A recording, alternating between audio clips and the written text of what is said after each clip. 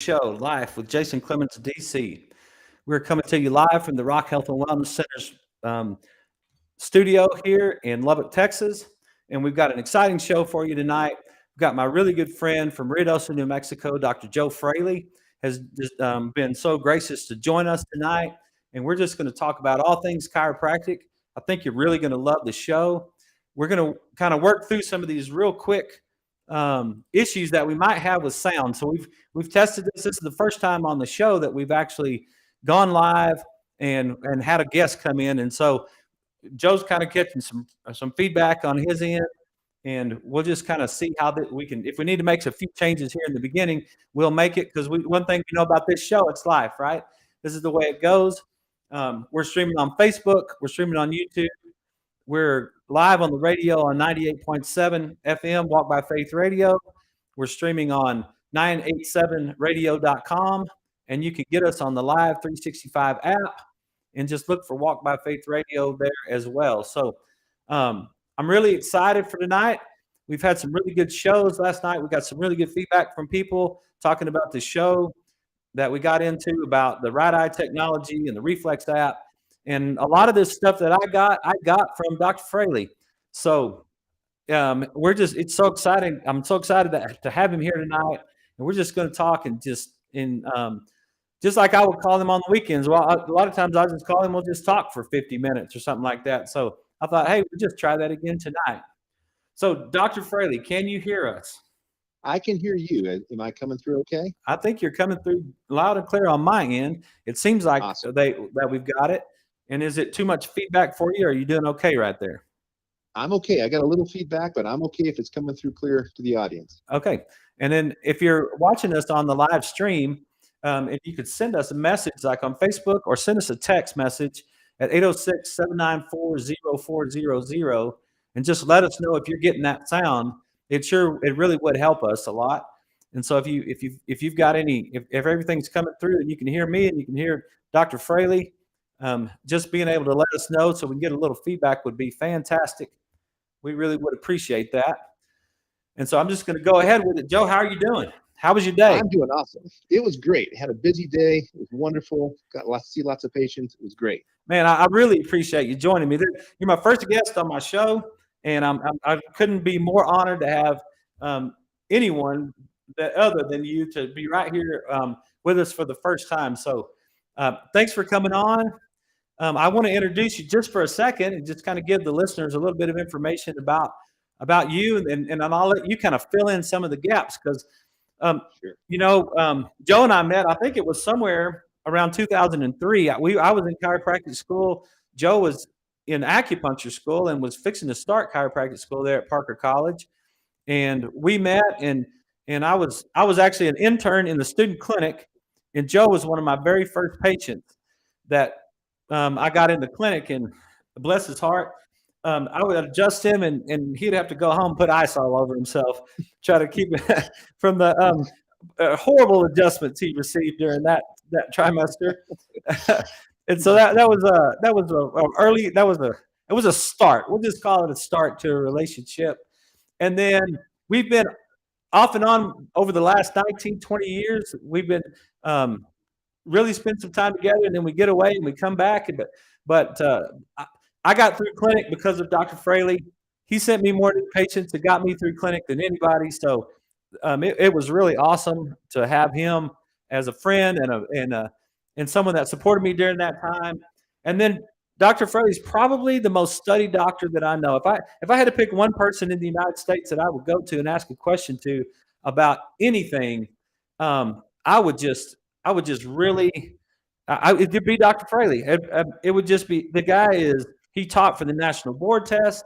He's got nearly a diplomate in neurology. I don't know if he's set for the board, but he could set for the board. You have set for the board. So he's got a diplomate in neurology. He's got certificates that fills up an entire wall. When he does live blood cell analysis, he's got an ultrasound machine in his office. He's Cox adjusting technique certified. He's an AMIT guy. I don't even know all of them. He does lasers. He does organ adjusting.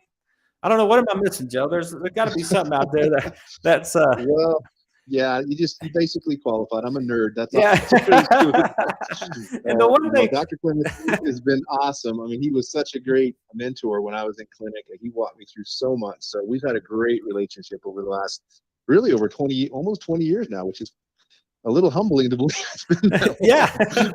It really is. So, And you know, one of the things that I know for sure, you know, we both saw patients all day long, and we both are now we're doing this show for an hour, and I what one thing I know for sure about Dr. Fraley is that he is working almost every single minute that he's awake. And I don't even know if he sleeps sometimes, but every single minute that he's awake, I know that he's working either teaching people or helping patients or learning something. I've never been around anybody that knows more about more stuff than Dr. Fraley and has such an influence on what we do here at the Rock Health and Wellness Center.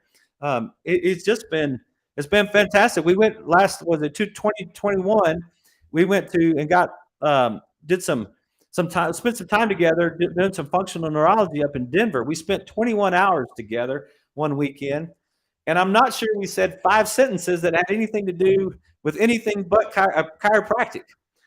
And yeah, and so by the time we got back, I was like, Joe, in his very Christian, calm, peaceful, loving way, said, "Jason, you got to try harder, man.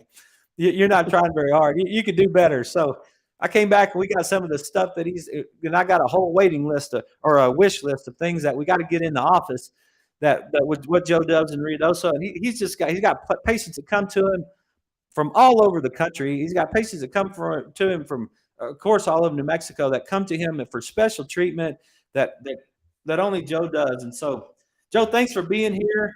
And anything else you want to tell us about yourself before we kind of get into this chiropractic stuff? well, I mean, this has been my grandfather was a chiropractor. I've sort of, my whole life has been somewhat involved in this, and I love what I do. And Dr. Clemmons has been awesome. I mean, we've gotten to share a ton of good things. You know, the Rocket Clinic there in Lubbock is just top of the line. So you've got a great doc here. So I'm very honored to be here. Very honored to be here. Yeah, so I guess it was early this year, Joe decided that he was going to start teaching some seminars. And I told Leslie, I said, you know, I call him and ask him questions all the time. I might as well go to his seminars and try to learn as much as I can. So maybe I don't have to call him and ask him all these questions all the time. So we've had an opportunity a couple of times, I think 3 so far this year. We got one more coming up here. I think maybe the September or early October. That we got our 4th one for the year that's coming up. And so we cover all kinds of things in the office. And the one thing that's really super cool about hanging out with Joe, Dr. Fraley, I should call you. And one thing that's super cool for me about hanging out with Dr. Fraley is that every time we talk, like every time I go to see him, I'm learning something new.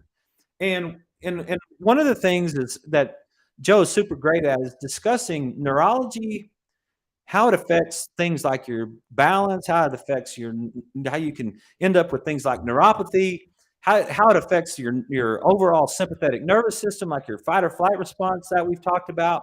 So I just want to open the floor to you, Dr. Fraley, and just kind of what do you think are some things that the listeners would be appreciative of if they knew about from a neurology standpoint or a balance standpoint that you would like to share with us?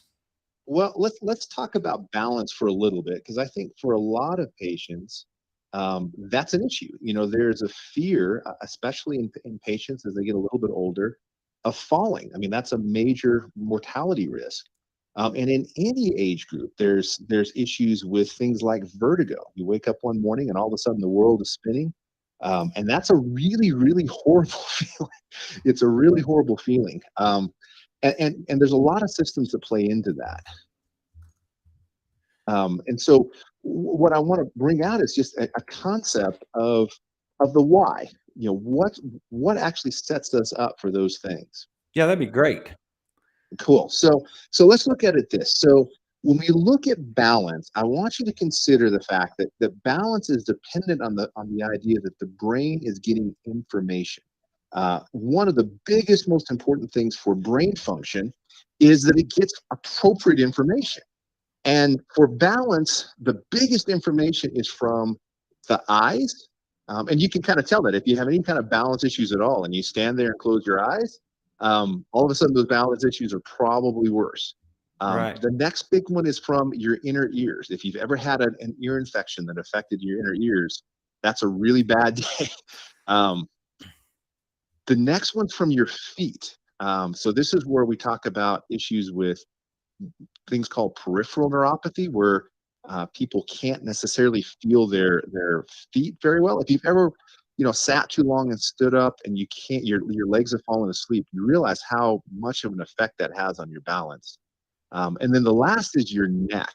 The neck is one of the most overlooked structures that we talk about for balance. As a matter of fact, the next little talk we're going to do here in Ruidoso is going to be one of the things we're going through is it's what's called cervicogenic vertigo, which is just the world spinning because your neck's not working right. Right.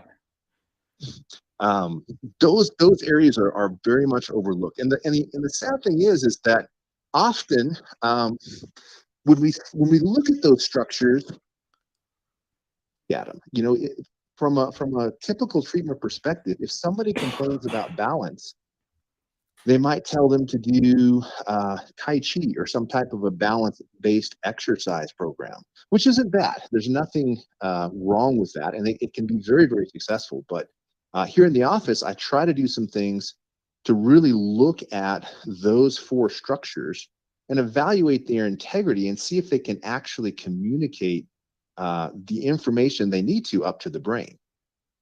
Gotcha. Is that coming through okay? I mean, Yep. Okay. Yeah, that's exactly. We got into last night. We started talking about right eye and reflex app on the Yep. show, and so and both of those things I got from Joe. He's been telling me for years, hey, you got to get this technology, and so some of those other things that you're doing in the office to test that balance would be like the balance plate. That's right. So the balance plate is a great screener because it will not only test just the generic balance, which, believe it or not, for a lot of people with chronic injuries, it's really a lack of balance that's setting that up.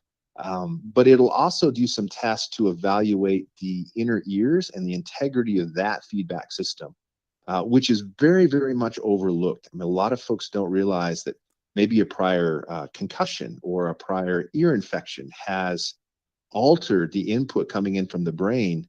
I remember in school, you probably remember this tool, when we were learning a little bit about the inner ear function.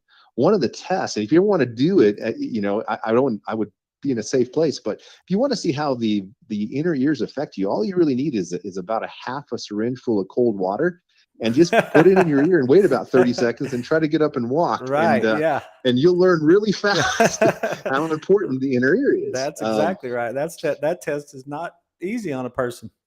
It's not. It's really, really hard.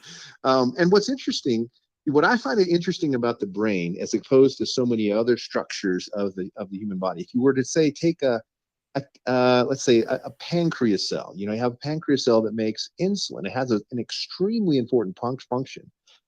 But when you look at brain cells, you have a cell that may have 20 or 30 different functions. And so there's a tremendous amount when a pancreas cell isn't working right, you got a problem. But when a brain cell isn't working right, you have a whole bunch of problems, a whole bunch of things that manifest. So when we identify areas in the inner ear or the pathway between the inner ear and the brain, or any of those structures, as you correct that, the awesome thing is you not only correct that, but those same cells have affection on digestion. And if you don't believe me, get on a boat, get seasick, and see how it affects your digestion. Right. Yeah. It has an effect on blood pressure. It has an effect on just a bunch of different things. So the awesome thing about working on the brain is the fact that as you improve one thing, you can't help but improve a whole bunch of other things, which is really awesome. Yeah, that's great that you said that, because we did cover the End of Alzheimer's book by Dale Bredesen. We did that last Wednesday, and one of the things that in that book he talks about is how Alzheimer's is a network deficiency problem, not just a one single thing problem. Correct. And what you're saying right there is really cool, that the brain cells have so many different functions that they affect so many different parts of your body. And that's kind of what he was trying to say, is like you you'll get all kinds of symptoms when your brain's not functioning properly. Yes. And those symptoms are so diverse. I mean, even pain symptoms. I mean, I remember one of the first cases I ever had. One of the hardest pain syndromes when I first started out that I ever treated. This gentleman had tremendous right arm pain. His right arm was killing him constantly. Now the problem I had with that is his right arm had been amputated and it wasn't there. So it makes it really hard to treat the right arm when it's actually not there. That is But in his fantastic right there. I mean, yeah, not for the man, but I but it mean, was true. yeah, it fits what with. I can't wait to let you finish this story. Yeah, go ahead. So it really changed my entire perspective because from this person's mind, this limb that wasn't there, and it's a well documented type of pain syndrome. It's called a phantom limb syndrome. Okay, Um, I now had to use really crazy things to try to get his brain to recognize some things that it wasn't recognizing. But what it taught me is that the pain that he was experiencing had nothing to do with the arm that wasn't there. It that's had so everything awesome. to do with his brain's experience. Yeah, that's so awesome because we just went over that on last night's show. We just talked about this. We were just talking about shoulder pain on a patient that, and when we started digging into the history a little bit, and we started finding out about early childhood traumas and all kinds of stress and ADD and all kinds of things that this patient's going on, and it just went into like that pyramidal posture that where the shoulders were rolled forward and the head was forward and all that sort of thing. And I was like, I really don't think your shoulder problem is coming from your shoulder. Mhm. I think what we're going to do is we're going to try to get your brain to function better, and then your shoulder will feel better. So, what did you do? If you remember, I know it's been a long time, but Yes. do you remember what you did to No. help this person? What there was a lot of things that I did. One of the things when I have a difficult case, I try to go through a kind of a sequence of things to look at the neurological side of stuff. And the first thing I always look at is fuel supply. Um, Unfortunately, in our world, most people don't really get the nutrients that they probably should get. Right? Matter of fact, there's lots of documents that are out there that show that our even in a healthy diet, our food supply is not as nutrient dense as it was, and it's actually significantly less. And so, one of the things that I feel is very important in practice is just the basic common sense ideas. Is a person actually getting the fuel that their body needs to be healthy? I mean, if you had a car and you didn't ever change the oil, you shouldn't be surprised if eventually you have a problem with it, right? Right. Um, so I remember with him, one of the things that happens with trauma is there's some different needs for nutrition. Your brain will send out signals to release stress hormones that will change things like blood sugar. But if you think about it, those stress hormones come from something. Your body has to convert food into those things. And so there are different nutritional needs under stress. And what I've seen happen is that people who are missing little parts to that nutrition, it interrupts you know, the normal program the body has to deal with stuff. And when it can't deal with things properly, a lot of times things just sort of get stuck in a pattern that really doesn't get addressed until they have the biochemistry they need to fix stuff. So I know that was one of the first things we worked on it for that patient. Gotcha. Getting them the fuel. Yes, make sure that they have the fuel. The Okay. next thing I always look at is fuel delivery. And so um, one of the things we see with people who have neuropathy and balance issues, a lot of times that is brought on by things like diabetes that can destroy the small blood vessels in the human body. And so Right. without those small blood vessels, you don't necessarily get the fuel to the nerves. So the nerves are the most metabolically active tissues. They require the most fuel of any body tissue when you're at rest. And so if you're nutritionally deficient, that deficiency is taken on by the nervous system, by the brain, faster than anything else. And so for a lot of people, they'll notice, say, when they lay down and stand up too fast, they'll get lightheaded. And the reason they have that is because their body cannot get blood up to their brain fast enough to be able to respond to their environment. So that's a fuel delivery problem. And the cool Okay. thing is there's awesome little basic ways we can rehab that makes a ton of difference. Um, I had a patient just last month. She came in, and when she went from laying down to standing up, her blood pressure dropped 74 points. Oh my So gosh. she basically passed out. Um, Wow. and we rehab her, and in about 3 weeks, we had that to drop in about 4 points. So she was a lot happier with that. Um, And the types of things that a person might like that you would do for that person in rehab. Do you have a few highlighted ones? Sure. So a lot of it is just is using. I use something called a tilt table. So basically, we have a table, and what we'll do is we'll elevate them to the point where, and we're measuring. Where we'll see their blood pressure start to drop and the heart rate start to elevate. We start to see those signs, and then what you do is you just lower them a little bit before that, so their brain is able to keep circulation, and you basically exercise at an angle. So say some person, if they're laying flat, they're fine. When you elevate them to 45 degrees is when their blood pressure starts to really not function properly. So Okay. you lower them down to like 40 degrees, and then you'll use eye exercises and laser stim and different types of stimulus to the brain, depending on that patient, to exercise them. And then you lower them down and you bring them back up. And it is really amazing. Just exercise in the right venue can do a tremendous. The brain is really responsive as it's worked right, which is an awesome thing. That's great. That's good stuff. I think one of the hardest things that people don't really realize when you say you're a chiropractor to someone, and I know we've had this conversation multiple times, but when you say you're a chiropractor, it just jumps to back pain and neck pain, right?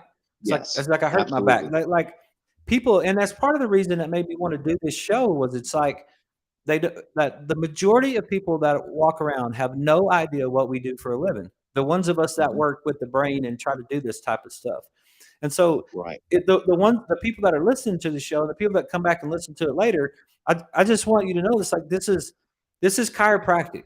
This is what we're Hmm. trying to do is we're trying and Joseph, Dr. Fraley is very strong and with the idea of the subluxation as well. Where is but it's like where is the interference in the nervous system?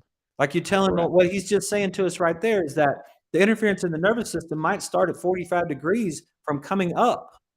And so he's going to tilt you back down to 40 degrees and then exercise you in that plane and then that angle so that you can rehab your brain so that you can set up without having a problem so that your brain functions the way it's supposed to, right? Is that right, Dr. That's Fraley? exactly right. That's exactly right. Yep. And Yeah, that's really what it's about. It's like, where is the interference? It may be in a bony structure, that's or right. a ligamentous structure, or a tendinous structure, or an organ structure. But it could also simply be in a neural pathway that isn't performing its job functionally. It could be in a nutritional pathway that's not performing its job functionally. So, to me, a chiropractic is really all about knowing how the body is supposed to work. It's knowing normal, and then when you find things that aren't normal, that's kind of what you work towards rehabbing so that it functions normally again. Yeah, that's great. That's good. That's a great way to say that. And that's what, So what we're really always working towards. So, that's exactly right. So the next thing I look at, if you have the proper fuel and you have the proper delivery of the fuel, then you kind of can break down the brain into some different circuitry that's really important. So if you think about it, the one thing, a couple of things the brain always has to be able to do to function right, and a tremendous amount of the function of the brain revolves around is simply knowing where you are in space and where things are in relationship to you. That seems like a very simple concept, but if you don't know where your coffee cup is and you don't know where you are in relationship with that cup, you can't drink your coffee. You can't reach it. You can't find it. And so vision and balance and hearing, all of those ties into the networks to know where you are in space and where things are in relationship to you. Um, and so for the patient with the phantom limb syndrome, what I recognize is this person no longer has a representation that's appropriate for his arm. And so we had to work on the brain in a way to reframe that representation of the arm that wasn't there. I got you. Um, Because and then so we as far use as some his brain things was like, concerned, he still thought he had an arm. It's exactly right. So, from a functional point of view, that there's a part of the brain, specifically in the parietal lobe and the frontal lobe, that has a map of the human body, and that's one of the ways the brain does things. But in this particular case, the person's brain still had a map of something that was no longer receiving input. Ah, gotcha. Um, and so we ended up using some mirrors and stuff where I had him sit and look at a mirror, looking at his good arm. But because he was looking at the mirror where his gone arm should have been, his brain was seeing his good arm as if it was his missing arm. And then you could remap it without it there. That's exactly right. Yeah, that's really cool. So we've got a little break coming up, and on this first show, and I'm getting feedback that everything is coming through loud and clear. It's coming through great on the radio. It's coming through great on social media. So this feedback that during the break right here, I'm going to give Dr. Fraley just a few minutes as a break, because he's getting some of the feedback in his ear, and I haven't figured out how to stop that yet. So we will be back here in just a few minutes, and you guys stay tuned.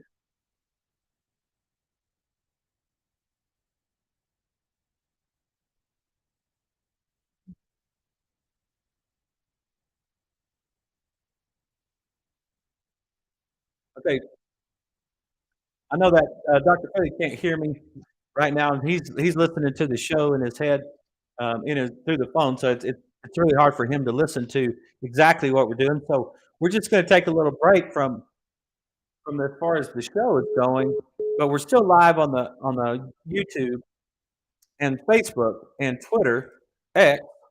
And so I'm just going to keep going with some of the things, and just take a moment. I'll give Dr. Fraley just a few minutes so that until we get back live on the show. But and if you guys have any questions, or if you have any comments that you'd like to make, and maybe if some of the people, I don't know if any of the people knew that from Ruidoso that knew Dr. Fraley was going to be on with us. If you guys have any questions, our text line is 806-794-0400. We've got it on the screen here that is coming across on the Facebook page. And I just want to go back and just kind of highlight some of the things that we talked about during that first segment about balance, and how balance is really dangerous from a fall risk, and that as we age and we start to lose the we start to lose the ability to have efficiency with our sight.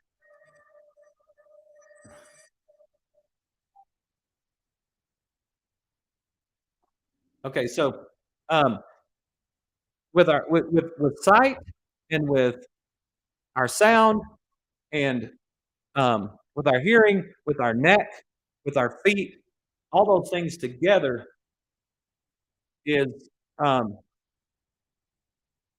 I'm losing Dr. Frey. Those are all things that as you start to age and you lose the function in those areas, then you can increase your chances to fall. And when you increase your chances to fall, you increase your chances to break a hip, and that ends up being a bad problem right there. So we don't want that to happen. We in our office, we're going to evaluate those things the best we can. We're going to try to make sure that each one of those areas, your sight, your ears, the vestibular system inside your ears, your feet and how your feet are functioning, and then your neck and how your neck is functioning. And that's one thing that people tend to miss is the structure of your neck, and have the structure of your neck and the function of your neck and how it fires into your brain. So those are some of the things that are really important to a person when it comes to balance. Give us 1 second, and we're almost back on right here.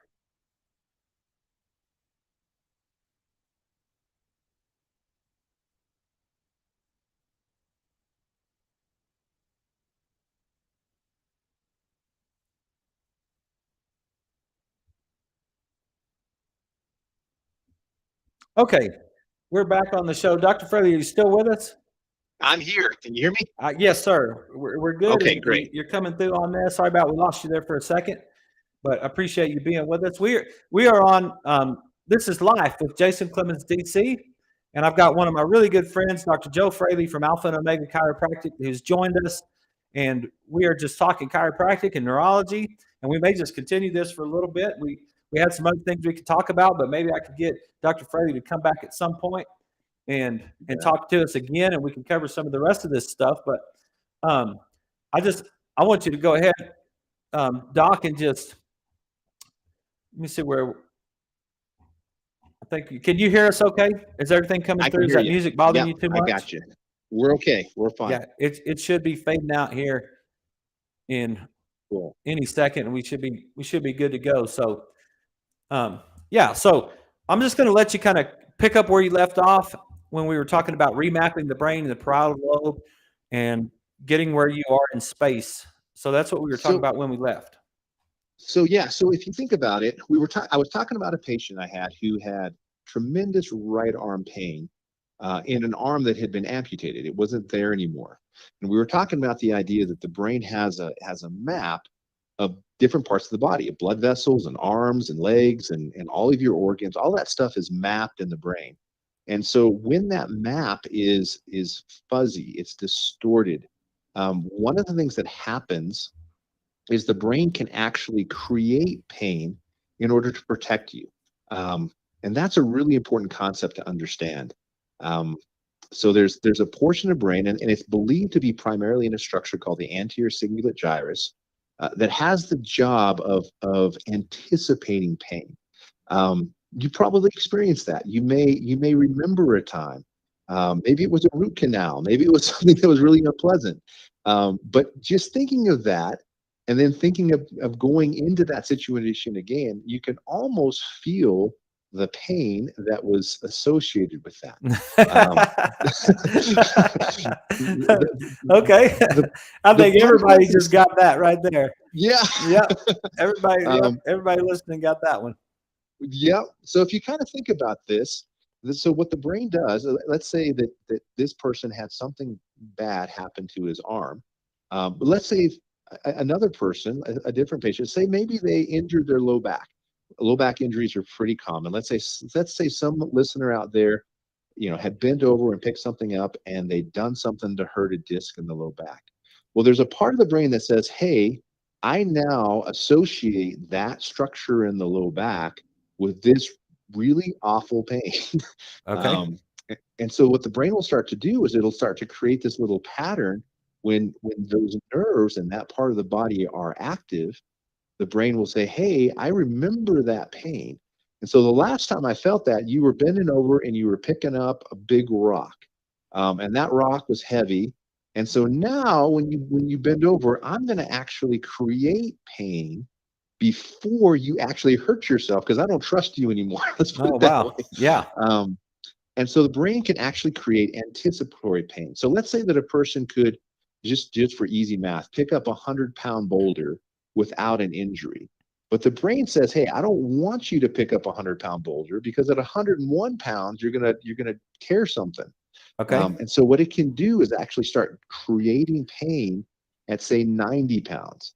Even though at 90 pounds, nothing is physically injured. But the brain says, hey, if it goes too close, I'm going to have a problem.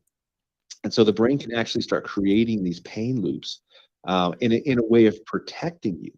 And the difficult thing about that is the brain can set that so low that even things that have no chance of injuring the human body can generate pain, because the brain has over reacted in anticipation of pain. And you're talking about something as simple as laying a sheet over your feet. Absolutely. Or something like that. And a lot of patients, a lot of people who are listening to this will associate that. They had a shoulder injury in high school, and 20 years later, their shoulder still hurts. But I can tell you from a physiological point of view, that tissue is healed. It healed a long time ago. Right. And so what's actually creating the pain isn't tissue damage. It's not every time you put your shirt on, you're ripping more muscles. It's the brain initiating a protective sequence to keep you from injuring yourself, because it associates certain structures and certain movements and certain firing of nerves into the brain as dangerous. And therefore, in an effort to protect you, it can create pain. Gotcha. And this is what you kind of falls into what's called proprioception. It's the input from movement and joints and muscles into the brain, and how the brain uses that input to figure out one thing, where you are in space, right? Um, this is why you may have a time where a structure hurts. Maybe your low back hurts when you're sitting, uh, or worse, when you lay down at night, but not when you're up and working. Well, that doesn't make any sense. When you're laying down and not putting load on it, from a structural point of view, it should hurt less. But from a neurological point of view, when you're laying down and you're not moving, you're not getting input from other parts of your body. And so that input from that pain reflex can actually be more magnified. So this is an issue that I see on a daily basis, and I know you do too. Yeah, that I kind of I liken that to like if you smash your thumb when you're with a hammer, the first Hmm. thing that you do is to shake your hand, Right. and that shaking that hand is firing that movement pattern that's kind of trying to inhibit some of that pain. Yep. And so when you get up in the morning, you feel stiff and you're sore, but once you get up and move around a little bit, then you start to feel better, and then you're like, man, every night I go back to bed and I'm sore again. And so Right. that's kind of what you're talking about there, right? That's exactly right. And so the soreness you feel really isn't damage. I mean, you would expect if you broke a bone for that to hurt, that would be normal. Right. Um, but you wouldn't expect to just, fall asleep and that to do physical damage to you. And what you're Um, saying there is that that can actually be a pattern inside the brain that's causing that. That's exactly right. And Okay. those patterns are messed with a lot.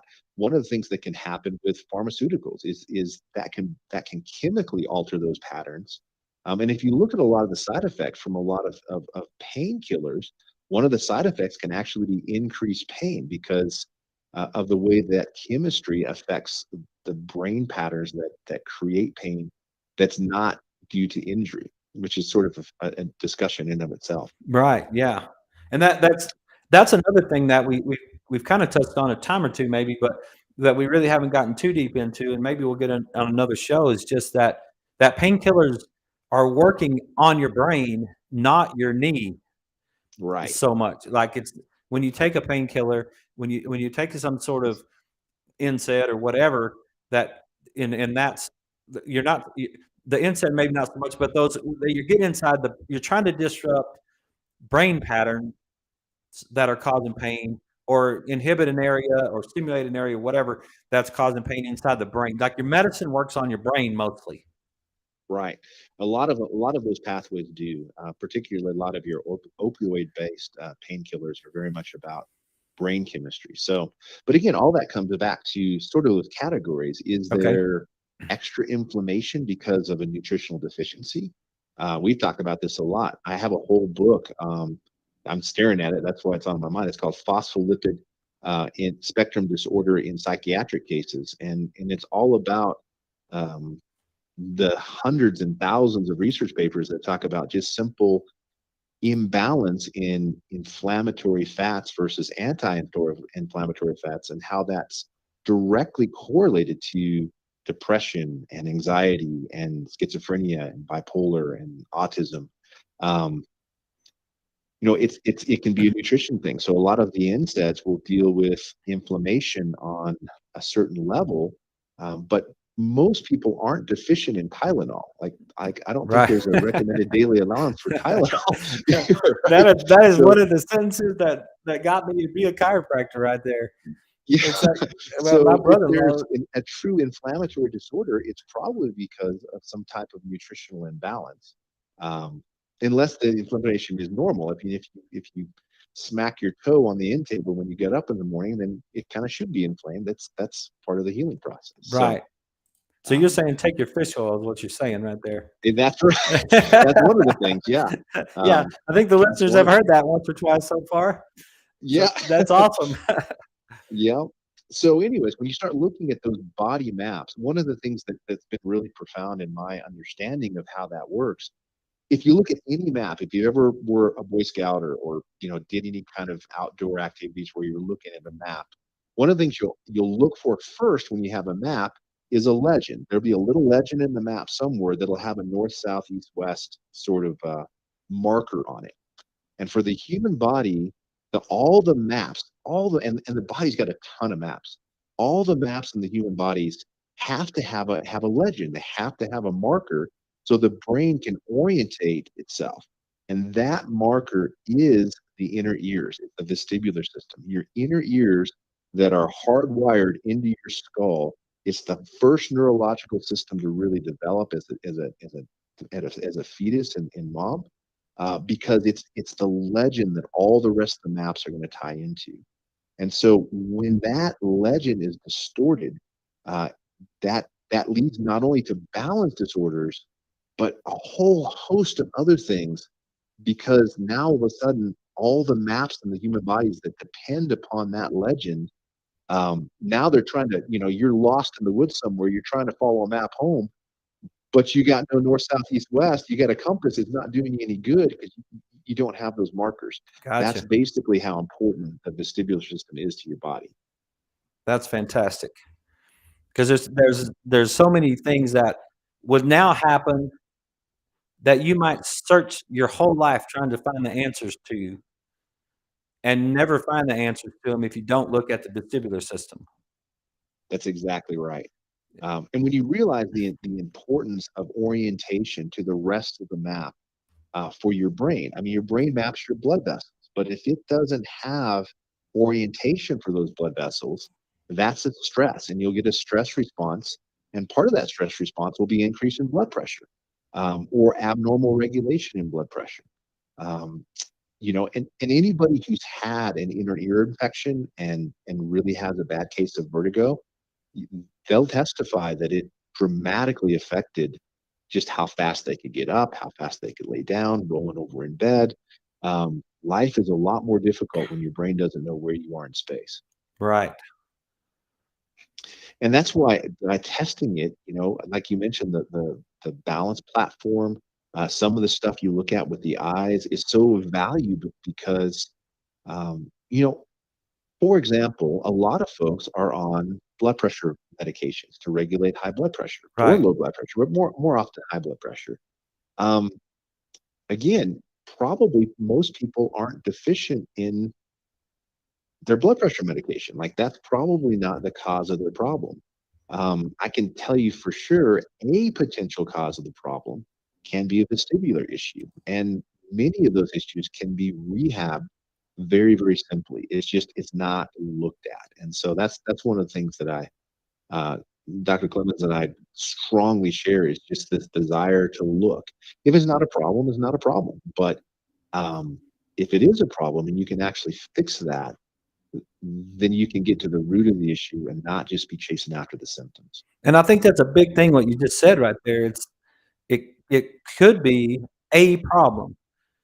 Right. And it's not just we just jump to the same thing every single time, but we try as hard as we can to understand all the multiple areas that it could be a problem and then address those problems. Because Dr. Frey, what would happen if let's say a person's blood pressure went up because they had a vestibular problem, and then they went to their medical doctor and got blood pressure medication, and it got their blood pressure down, but they didn't solve the vestibular problem. Well, I mean, so let's talk about that as some potential dangers. So, if your blood pressure is higher, for a good reason, in other words, let's say, for example, your vestibular system was off, and the vestibular system can alter blood pressure. So you get a stress response, you take a medication that alters that stress response. So now the brain's only got one of two things to do. It can either increase more blood pressure to try to meet the demands, or it can no longer be responsive to certain input from the brain. And both are potential problems. So let's look at the first one. If the brain overcompensates, now you have blood pressure medication that's not working to lower blood pressure because the brain ultimately controls that. Um, and that's an important thing to realize. If you look at some of the studies that look at weightlifters, like healthy weightlifters, what they'll notice is when they're lifting a moderately heavy weight, there's a period of time under that weight that their blood pressure is significantly higher, high enough that they would be in so-called hypertensive crisis. but they're healthy. But in order to overcome the tension in their muscles, their brain creates increased blood pressure so they can maintain circulation. It's not a disease process, it's a response to a stress. And these are healthy people. After they lift their set, they go back, their blood pressure returns to normal. It's a healthy thing. And we're talking It about some becomes high numbers right there. we're talking high numbers. So I can show you, I've got some of the studies that say like a normal, like 30 something year old, Olympic, not even Olympic, just a healthy, squatter is going to get blood pressure somewhere in the 350s over 180s, which is pretty high if you were just to, walk into Walmart and take your blood pressure. Right, right. I mean, people would flip out. Yes, But they would flip out. the very first show that we had, we talked about innate intelligence. We just, Right. I really thought that was a big deal, that we have an innate intelligence inside our body that tries to respond to our environment, that tries to put ourselves in the proper um, state to handle our environment.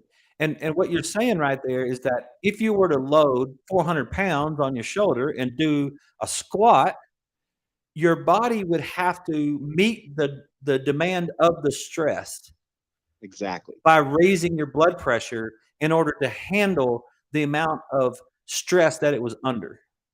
That's exactly right. That, And and it would be normal. it would be normal, and that is an innate. That's a normal innate response to the Yeah. stress that that person was under at that time.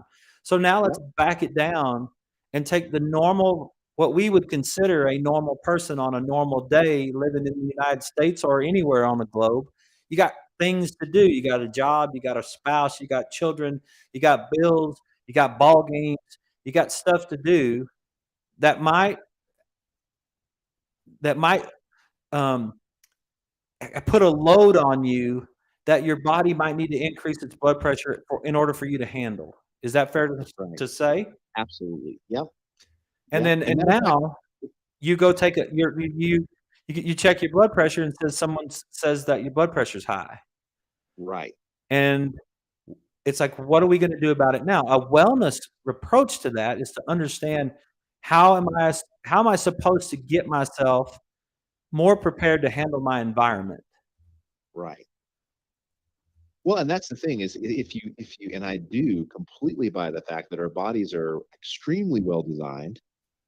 If the body is creating that response, it has a reason for it. The response may not be healthy long term, but it has a reason for it. So the body will always sacrifice longevity to keep you alive today, right? Doesn't matter, Right? if you don't make it till tomorrow, it doesn't really matter. That's So, right. Right. so the immediate danger is always going to take precedence in the human body. So, in every orthopedic textbook you'll ever find, there's an orthopedic test where you generate some pain. You squeeze their finger or you step on their toe or whatever, and you check the response of the blood pressure, and the blood pressure will go up in response to pain. It's a normal response, and so, but it goes up to other things too. It goes up from a variety of different things, and so, when we look at balance issues, um, this is a stress that can raise blood pressure. If you don't believe me, I have a 5-year-old son at the house. If you remember back to those days, Legos, walking through the hall in the middle of the night with Legos on the floor. You can't see where you're going. It's a stress response. My heart's beating faster. Blood pressure's a little higher. I still believe he sits there at night, sharpening those Legos. Yeah. And everybody out there laughs at the same time because everyone Yeah. that's had a child that stepped on a Lego knows exactly what you're talking about. Yeah, it's the truth. If you don't know like where you're walking and what's under your feet, and you don't know, and your balance is off, that's a stress. And it's in my opinion, it's one of the biggest things that begins to happen. You'll see it with patients, not only at kind of the same time. Now, the problem sometimes is it can go the other way too. Let's say that you have a person who's maybe has a little bit of plaquing in their arteries, right? All of us do. So one of the things I do in my office is we do a little bit of a ultrasound study, and we'll measure that plaque.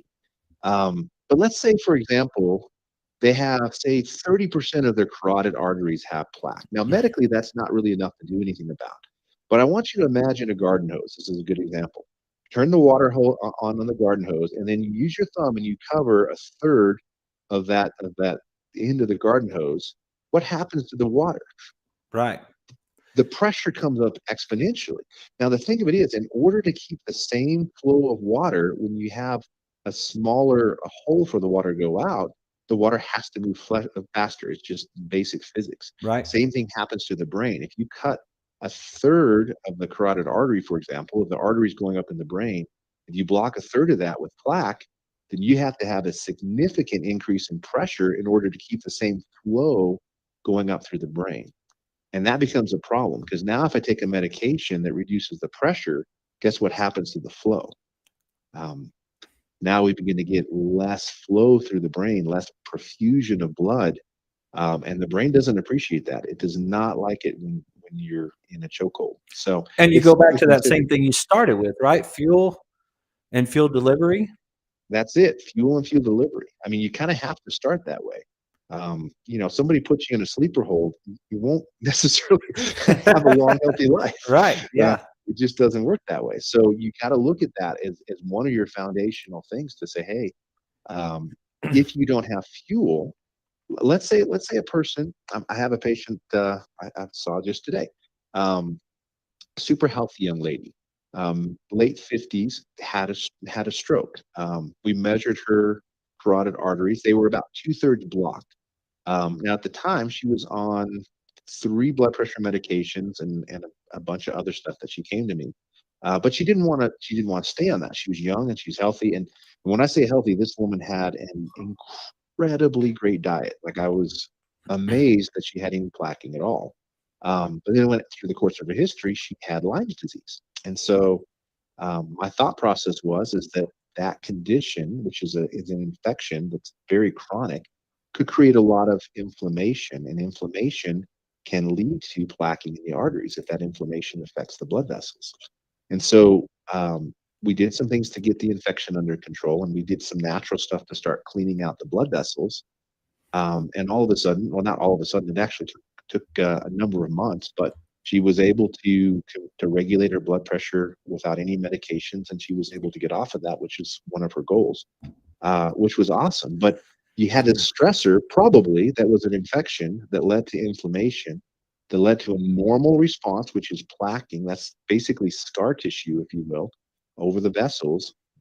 But that led to, all of those were immediate solutions to handle the stress, but it led to a longer consequence. And so um, that was kind of what we had to do. But at the same time, when she was on those medications, every time she stood up, uh, she pretty much would pass out or get very close to it. She'd be very lightheaded. She'd fall. She'd have to stand there for a while before she could take a few steps. It was dramatically affecting her balance because there wasn't enough blood pressure to maintain the fuel to her brain. And that's a really big deal, and it's very, very common today. Yeah. And I want to make sure that, and we're kind of we're running out of time on this show, and we're going to have to come back. But I just want to say before we go that the first of all, the laws in Texas and the laws in New Mexico are different. So Dr. Fraley has a way more open scope that he can do in New Mexico than we have in Texas with what we're doing. But we're not treating in the way that I would describe what we've talked about tonight is we're not treating high blood pressure. We're No, not treating at all. we're treating the disruption in the nervous system, going back to those things like fuel and fuel delivery and balance and vestibular Right. system and anywhere that might be the cause of the high blood pressure. We're not treating someone's high blood pressure. It's not within my scope to do that in the state of Texas. But what we can do is we can work on those areas that might be interfered with. Right. And And that's really the bottom line. If you think of high blood pressure as an example, as a symptom of something else, if you fix the right something else, then you shouldn't have the symptom. exactly.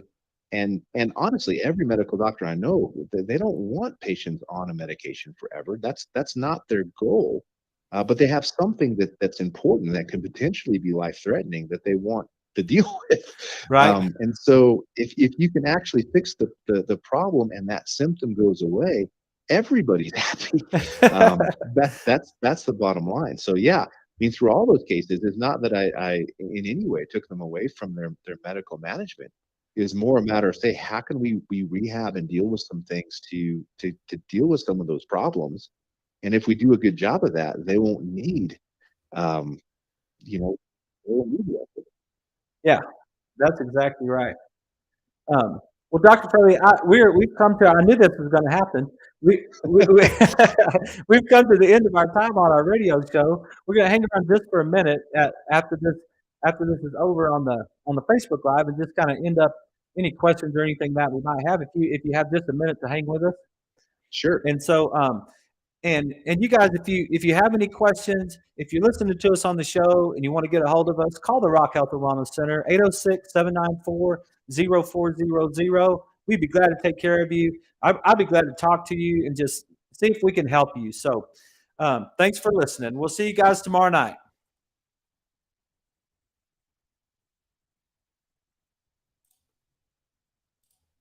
Okay, Doc, you still there? I'm here. Yeah. Okay. So yeah, we're kind of at the end of the time on our show, but do you have anything just in general that you'd like to share just to wrap up kind of what we talked about tonight? Well, gosh, I guess in a wrap up, just the idea of looking at the things that promote health and that move us to a healthier place. And really you can look at that in terms of the right fuel. I mean, if you get that part right, that goes a long way. And then activation, getting the right input from different parts of your body, from your ears, from your vestibular system, from your feet, from your neck. I mean, all of those play a role in the ability of the brain to regulate everything else, which is way more complicated than any of us, are really able to handle. I mean, the brain has to do an awful lot, but in order to do a good job of that, it has to have the right input. So, if you can find a good doc like Dr. Clemmons who can, test the input and see those things that aren't working right, and if they can fix those, the brain will do what it's designed to do, which is regulate things better. And that's really, to me, what chiropractic is really about. Yeah, I just can't thank you enough for coming on the show tonight. I really appreciate it. I hope we can do this again, and that we can share some of this information, because I know one of Dr. Fraley's passions is to help as many people out there as he can. Last conversation we had was a deep personal conversation about. I just asked him. I said, Dr. Fraley, why do you do this? Like, why do you work so hard? And he's just it was kind of it was a honest and true answer. It's just the both of us sitting there in the office, and it was it's just like, if I don't do it, who will? And so I really appreciate it. You made a huge impact on my life and the people of Lubbock that come here to our office, and they get the care that they get in our office, and is a somewhat of a reflection of our relationship and what I've learned from your office. And I just can't thank you enough for all the things that you do, and your passion for taking care of people and coming on the show tonight and sharing this information with us. If you guys have questions and you want to, if you watch this show back, because I know a lot of you are watching this show back because we're doing one every night. If you have questions later and you want to send us, just make a comment or send us a text. I will get to you just as soon as I can. If there's something you want to talk to Dr. Fraley about, I could get you his office contact, his office number and everything, and then we can just go from there. So, Doc, thank you so much for joining us. You bet. I appreciate it. I'm glad to be here. I enjoyed it a lot. It's great, and we look forward to the next time. All right. Well, have a great evening. All right. We'll see you later. We'll see you guys tomorrow night, and we will be talking about the book, The Body Keeps the Score. So you want to join us tomorrow night? We will be breaking that book down. It's about a book about what happens in the brain when someone has a post-traumatic stress or a trauma that's just too much for them to handle. You guys have a great night.